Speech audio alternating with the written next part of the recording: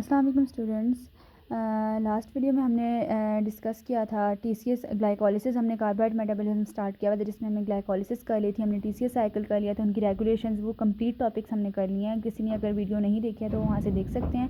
अब हमने डिस्कस करना है ग्लूकोनियोजेनेसिस। बेसिकली उसमें हमने ग्लूकोज की ब्रेकडाउन करके एनर्जी प्रोडक्शन की थी उन साइकिल्स में। तो अब इसमें क्या करेंगे हम, ग्लूकोनियोजेनेसिस। बेसिकली क्या है, इसमें प्रोडक्शन ऑफ ग्लूकोज होगी, लेकिन किससे होगी? From non carbohydrate substances. ठीक है, तो वो हमने सबस्ट्रेट्स क्या है उसकी प्रोडक्शन के लिए, वो तो हम अलहदा से देखते हैं। लेकिन बेसिकली ग्लूकोनियोजेनेसिस क्यों इंपॉर्टेंट है? ठीक है, क्योंकि वैसे तो ग्लूकोज बन ही रहा है, हमारे पास बनता रहता है, तो हमें इस तरह से नॉन कार्बोहाइड्रेट सोर्सेज से बनाने की क्या ज़रूरत पड़ गई है? तो इसका रीज़न ये है कि हमारी बॉडी में कुछ टिश्यूज़ ऐसे हैं जिनकी हमारे पास वास्कुलरिटी कम है। मीन्स उनका ऑक्सीजन लेवल उनके पास नहीं जाती है इस तरह से। ठीक है, उनके पास ऑक्सीजन की एब्सेंस में वो प्रेजेंट होते हैं। ठीक है, उनकी वास्कुलरिटी इतनी कम है, हाइपॉक्सिक टिश्यूज़ हैं। ठीक है, लेकिन उन टिश्यूज़ को क्या है, वो इस तरह से वो रह भी नहीं सकते हैं। ठीक है, उनको कॉन्टीन्यूसली सप्लाई चाहिए होती है ग्लूकोज की। तो वो क्या करते हैं, फॉर देयर वर्किंग वो क्या करते हैं, इन नॉन कार्बोहाइड्रेट सोर्सेज से क्या करते हैं, ग्लूकोज को बनाते हैं। ठीक है, फॉर देयर एफिशिएंट वर्किंग, और इस तरह से अपनी साइकिल्स को चलाते हैं, इस तरह अपनी वर्किंग को चलाते हैं। ठीक है, तो बेसिकली कौन से टिश्यूज़ हैं, लाइक सेंट्रल नर्वस सिस्टम होते हैं, मेच्योर आरबीसीज हैं जिनके पास ऑक्सीजन नहीं होती, एड्रिनल मेडुला आता है,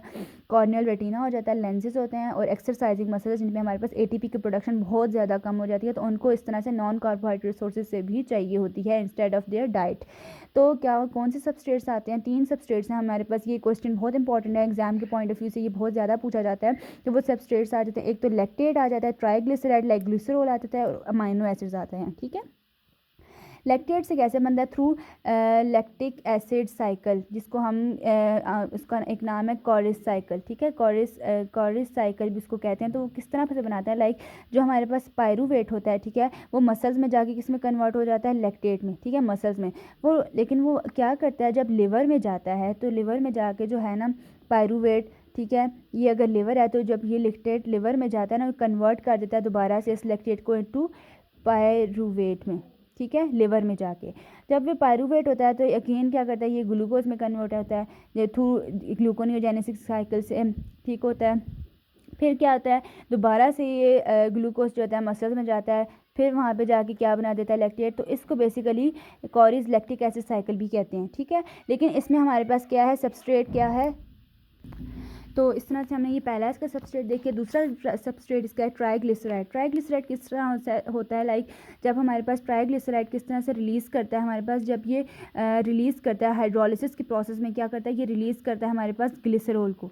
ठीक है, जब ये ग्लिसरॉल को रिलीज़ करता है एडिपोज टिश्यूज से, ठीक है, किधर से रिलीज़ करता है? ये एडिपोज टिश्यूज से। ठीक है, ट्राइग्लिसराइड क्या करता है, रिलीज़ करता है एडिपोज टिश्यूज से ग्लिसरॉल को हाइड्रोलिसिस के प्रोसेस में। तो क्या करता है, लिवर में जाके उनकी क्या होती है, फॉस्फोराइलेशन होती है। ठीक है, जब फॉस्फोराइलेशन होती है तो वो क्या करते हैं, इसको कन्वर्ट कर देते हैं, इस ट्राइग्लिसराइड ग्लिसरॉल को किस में कन्वर्ट कर देते हैं?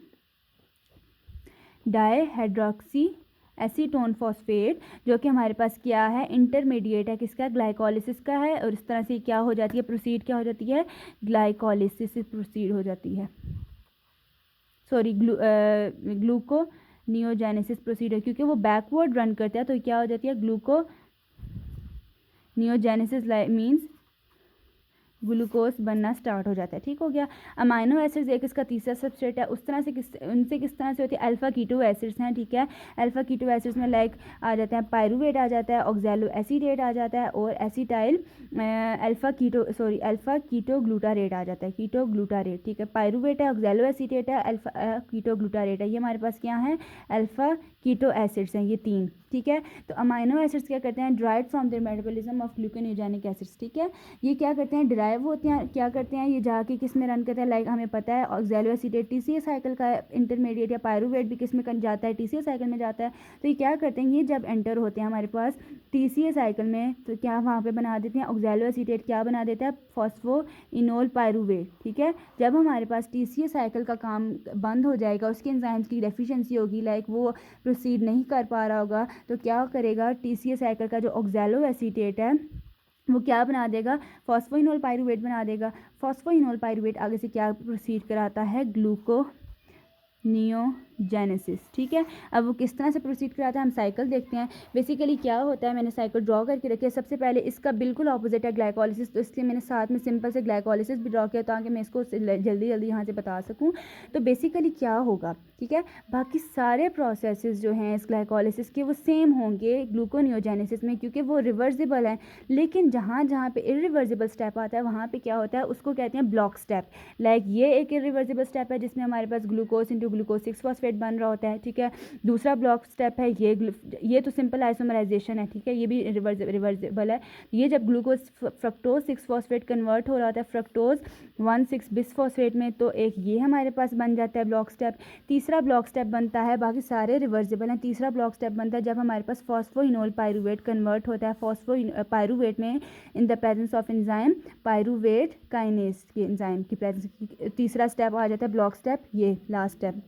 ठीक हो गया, ये आता है फॉस्फो फ्रक्टोकाइनेज 1 की प्रेजेंस में, ये हेक्सोकाइनेजेस और ग्लूकोकाइनेजेस की प्रेजेंस। ठीक हो गया, ये अब 3 ब्लॉक स्टेप्स हैं, बाकी सारे रिवर्सिबल स्टेप्स हैं। ग्लूकोनियोजेनेसिस का प्रोसेस उनमें रिवर्स होगा। इनको हमारे पास बाईपास एक मैकेनिज्म चाहिए है, मींस कुछ ऐसी रेगुलेशन चाहिए जिसकी वजह से हमारे पास ये बैकवर्ड प्रोसीड कर जाए। तो वो किस तरह करेंगे, बेसिकली ये साइटोसोल में ग्लाइकोलिसिस हो रही होती है, तो क्या होता है, तो हमें क्या करना है, माइटोकॉन्ड्रिया में टीसीएस साइकिल हो रही है, मींस पाइरूवेट को एंटर करना है हमारे पास माइटोकॉन्ड्रिया में, तो वो एंटर तो कर लेगा माइटोकॉन्ड्रिया में। ठीक है, जब हमारे पास पाइरूवेट डिहाइड्रोजिनेस कॉम्प्लेक्स प्रेजेंट होगा तो ये हमारे पास एसिटाइल कोएंजाइम बनाता है और फिर क्या किस में कन्वर्ट हो जाता है, टीसीएस साइकिल में चला जाता है। ठीक है, लेकिन जब ये नहीं होगा, डेफिशिएंट होगा, तो क्या होगा, पाइरूवेट किस में कन्वर्ट हो जाएगा, in the presence of the pyruvate carboxylase. Like क्या होगा, कार्बन डाइऑक्साइड को ऐड करेगा और किस में कन्वर्ट हो जाएगा हमारे पास, ऑक्सैलो एसीटेट में। ठीक है, कार्बन डाइऑक्साइड इसमें pyruvate carboxylase means carbon dioxide add हो रही है, पाइरूवेट किस में कन्वर्ट हो गया, ऑक्सैलो एसीटेट में। अब ऑक्सैलो एसीटेट बेसिकली एक प्रिकर्सर है। ठीक है, phosphoenol pyruvate oxalo acetate gluconeogenesis को एक्चुअली में स्टार्ट करवाता है। लेकिन क्या है ना, ऑक्सैलो एसीटेट जो है ना वो माइटोकॉन्ड्रियल मेम्ब्रेन इसके इम्परमिएबल है। ठीक है, ऑक्सैलो एसीटेट जो है माइटोकॉन्ड्रियल मेम्ब्रेन के लिए वो इम्परमिएबल है। तो क्या होता है, उसको पहले हमने कन्वर्ट करते हैं मैलेट में। ठीक है, थ्रू मैलेट शटल क्या होता है, ऑक्सैलो एसीटेट साइटोसोल में एंटर हो जाता है। ठीक है, क्या है, साइटोसोल की मेम्ब्रेन ऑक्सैलो एसीटेट के लिए इम्परमिएबल है, तो क्या है उसको अंदर ट्रांसफ़र करने के लिए तो क्या करते हैं, हम उसको सबसे पहले उसको रिड्यूस्ड करवा देते हैं NADH की प्रेजेंस में मैलेट में। ठीक है, तो मैलेट शटल इसको कहते हैं, इसका प्रोसेस का नाम मैलेट शटल है, जिसमें मैलेट के थ्रू ऑक्सैलो एसीटेट किसमें चला जाता है, साइटोसोल में। ठीक है, और जब ये साइटोसोल में जाता है ऑक्सैलो एसीटेट बनता है, तो जिसने NADH यूज़ किया था वो रिलीज़ कर देता है। दूसरा क्या होता है, फिर ऑक्सैलो एसीटेट फॉस्फोइनोल पाइरूवेट कैसे बनाता है। ठीक है, बेसिकली यही इसका रेगुलेटरी स्टेप आ जाता है, एक ये आता है, दूसरा ये आता है। तो इसमें क्या करता है, ऑक्सैलो एसीटेट फॉस्फोइनोल पाइरूवेट में बनता है in the presence of the enzyme phosphoenol pyruvate carboxylase kinase enzyme. ठीक है, ये कॉम्प्लेक्स